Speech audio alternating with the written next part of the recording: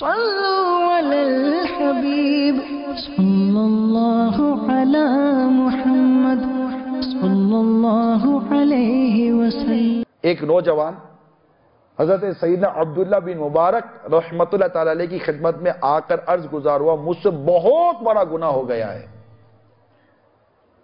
شرم کی وجہ سے میں آپ کو بیان نہیں کر پا رہا، میری ہمت نہیں ہو رہی ہے۔ پھر کچھ دیر کے بعد کہنے لگا، افسوس میں نے بدکاری کر لی ہے۔ اس پر حضرت سیدنا عبداللہ ابن مبارک رحمت اللہ تعالی نے فرمایا، اچھا میں تو سمجھا کہ شاید تو نے غیبت کا گناہ کیا، یعنی آپ کو پتہ چل جائے کہ یہ آدمی بدکاری کرتا ہے، آپ اپنی بیٹی دو گے؟ کوئی نہیں دے گا۔ اور میں کہتا ہوں کہ یہ غیبتیں کرتا رہتا ہے چلتا ہے، کیا جواب دیں گے؟ چلتا ہے، ابھی تو آج کل سب چلتا ہے۔ یہ ہمارا حال ہے، ہمارا حال ایسا ہی ہے۔ ہم بیٹی دیتے وقت ہمارا معیار ہی کچھ اور ہے۔ میں کہتا ہوں یار وہ نماز نہیں پڑھتا، مسکرائیں گے آپ۔ میں کہتا ہوں وہ جوا کھیلتا ہے تو آپ کو جھٹکا لگے گا۔ جوئے کے ذریعے آمدنی آ رہی ہے، حرام ہو گئی، آپ بیٹی نہیں دو گے۔ میں کہتا ہوں سود کے ذریعے کما رہا ہے، چلتا ہے۔ ارے رشوت کے ذریعے کما رہا ہے، چلتا ہے۔ یا ہم نے اپنے طور پر گناہوں کی کیا تقسیم کر لی ہے؟ اپنے طور پر گناہ تقسیم کر لی ہیں کہ یہ گناہ بدکاری کرتا ہے، جوا کھیلتا ہے، شراب پیتا ہے، کوئی اپنی بیٹی نہیں دے گا اس کو۔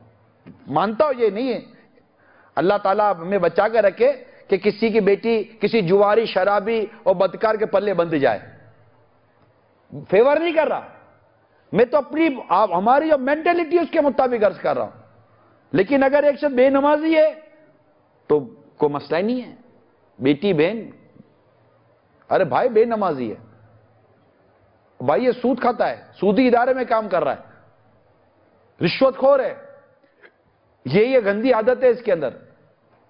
اچھا پھر کہو کہ فلمیں دیکھتا ہے، اب تو جس کو بولو گے وہ بھی ہنسے گا، وہ کون سی نئی بات ہے، میں بھی دیکھتا ہوں۔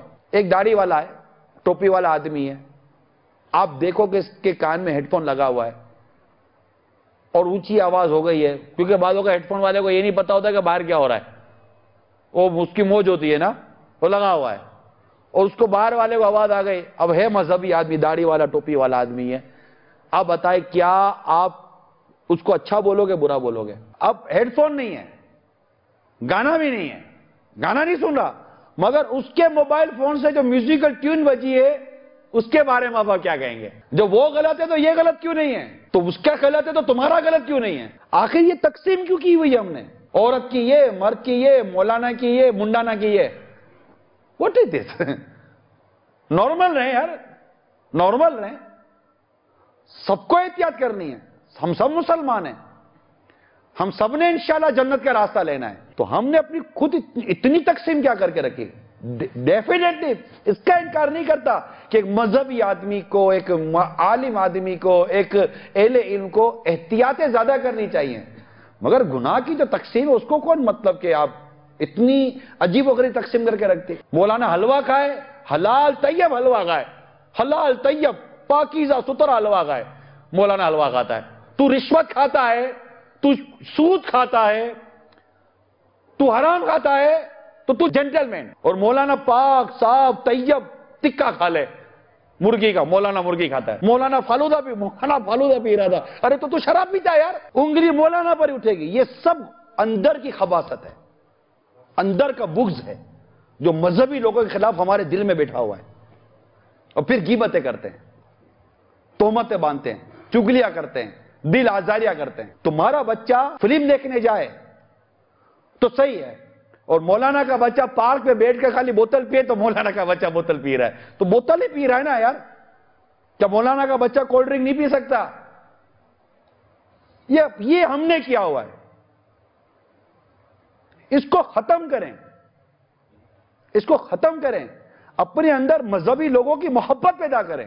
ارے جب تمہارا بچہ پیدا ہوتا تو یہی تو مولانا آ کر اذان دیتا ہے، اور اس وقت تم ہی اپنے ہاتھوں سے رسگلہ کھلا کے مولانا کو منہ میں ڈالتے ہو، اور جب اس مولانا کو باہر سے رسگلہ کھاتے دیکھتے ہو، اوہ مولانا خوب رسگلہ کھا رہے ہو۔ جب مولانا آپ کا نکاح کروا دیتا ہے تو بھر بھر کے مولانا کو جلیبیاں کھلاتے ہو، بوتلیں پلاتے ہو، شربت پلاتے ہو۔ یہی مولانا کبھی آپ کو کوئی مٹھائی کھاتا نظر آ رہا ہے، مولانا کیا مٹھائی پہ ٹوٹے ہوئے ہو، مٹھائی کھاتے ہی رہتے ہو، تو تم نے بھی تو کھلایا تھا میٹھا، تم کو تو شوگر ہو گئی ہے، مولانا کو شوگر تو نہیں ہوئی، تم تو شوگر میں بھی مٹھائی نہیں چھوڑ رہے ہو. کیا قصور کیا یار اس مولانا نے یار؟ داڑھی رکھی یہی معاذ اللہ. وہ دور آیا کہ دیوانہ نبی کے لیے ہر ایک ہاتھ میں پتھر دکھائی دیتا ہے. امیر سنت عرض کرتے ہیں آقا تیری سنت پہ چلتا ہوں تو تانے لوگ دیتے ہیں، شہنشاہ مدینہ مجھ کو ہر کوئی ستاتا ہے. یعنی اس کا قصور یہ ہے کہ یہ مسجد کا امام بن گیا، یہ مبلغ بن گیا. اس کا قصور یہ ہے کہ مسجد بنانے کے لیے تم سے چندہ مانگنے آتا ہے، حافظ بنانے کے لیے آپ سے چندہ مانگنے آتا ہے، عالم بنانے کے لیے آپ سے چندہ مانگنے آتا ہے، مسجد میں جھومر لگانا ہے تو آپ سے چندہ مانگنے آتا ہے، مسجد کا ساؤنڈ لگانا تو چندہ مانگنے آتا ہے، مسجد میں فرش لگانا تو چندہ مانگنے آتا ہے، مسجد بنانی ہے، مدرسہ بنانا ہے، موٹر لگانی ہے، وضو خانہ بنانا تو چندہ مانگنے آتا ہے. اس کا قصور یہ ہے ارے کبھی اپنی ذات کے لیے اپنے بچوں کے لیے آپ سے 1 روپیہ مانگنے آیا؟ ہم نے ایسا ماحول بنا دیا کہ لوگ اپنے بچوں کو مذہبی بنانے سے کترا دیں. یہ ماحول کس نے بنایا یار؟ کیوں بنایا ہم نے ایسا ماحول؟ کیوں آخر ہماری زبان اور ہماری زبان سے نکلے ہوئے تیر کا نشانہ ایک مذہبی آدمی بنتا ہے؟ ایسا نہیں کریں ہم اس طرح خود اپنے پاؤں پر کلہاڑا مار رہے ہیں، اپنے دین کا نقصان کر رہے ہیں.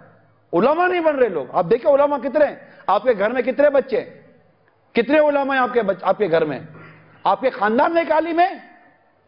سارے بزنس مین، سارے ڈاکٹر، سارے انجینئر، سارے پروفیسر، سارے سوٹی ٹو ٹائی. ہے کوئی امامے والا آپ کے خاندان میں؟ ہے کوئی داڑھی والا آپ کے خاندان میں؟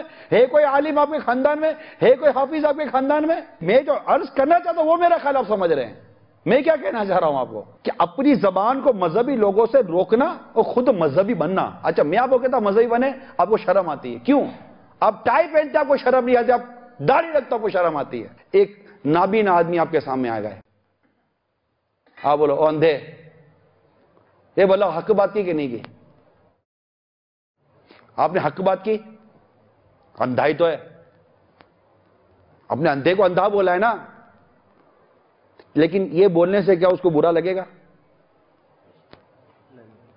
ہر بات اگرچہ حق پر ہو مگر اس کے کرنے کا بھی کوئی طریقہ ہوتا ہے نا، کرنے کا طریقہ ہوتا ہے. اب ایک بالکل کالا آ گیا، وہ کالے، اس کو اچھا لگے گا، وہ خوش ہو جائے گا، ہاں میرے کو کالا بولا یار، مزے آ گئے اس کے. ایسا تھوڑی ہے، خراب لگے گا اس کو. اندھے کو اندھا بولو گے تو اس کو برا لگے گا. اور ٹھنگنے ادھر آ تو اس کو برا لگے گا، اور کانے برا لگے گا. لگے گا نہیں لگے گا؟ بلکہ ایون کہ آپ بیرا نہیں ہے، وہ بیرا ہے، کم سنتا زور سے، وہ بیرے ہے تو بھی اس کو برا لگے گا. تو یہ بولے گا اتنا زور سے کیوں بول رہے ہو، میں بیرا ہوں؟ بولتا نہیں بولتا. تو بعض اوقات بات کس کو بولنا کیا یہ بھی تو سوچنا پڑے گا کہ برا لگ جاتا ہے یار. قیامت کے دن اگر اللہ تعالیٰ نے پکڑ لیا، توبہ کیے بغیر مر گئے، حقوق العباد کا حساب نہیں دے سکیں گے، مر جائیں گے. اللہ تعالیٰ اپنے حقوق مرضی ہو جس کے چاہے معاف کر دے، مگر اس کی مشیت یہ ہے، نظام یہ ہے کہ بندوں کے جو حق کھائے، جب تک بندہ معاف نہیں کرے گا اللہ معاف نہیں فرمائے گا. یہ ایک نظام بنا ہوا ہے اور یہ بہت خوبصورت نظام ہے. الگ حق، بندے بھی رب کے، حقوق بھی رب کے، سب کچھ رب کا ہے، مگر نظام بنا ہے. معاشرہ ہے نا، ورنہ تو جانوروں جیسا معاشرہ ہو جائے اگر ہم ایک دوسرے کی احتیاطیں اور لحاظ و مروت نہ رہے تو اللہ تعالی ہم سب کو عمل کرنے کی توفیق عطا فرمائے اور ہم سب کو احتیاط کے ساتھ کلام کرنے کی توفیق عطا فرمائے. صلوا علی الحبیب صلی اللہ علی محمد صلی اللہ علیہ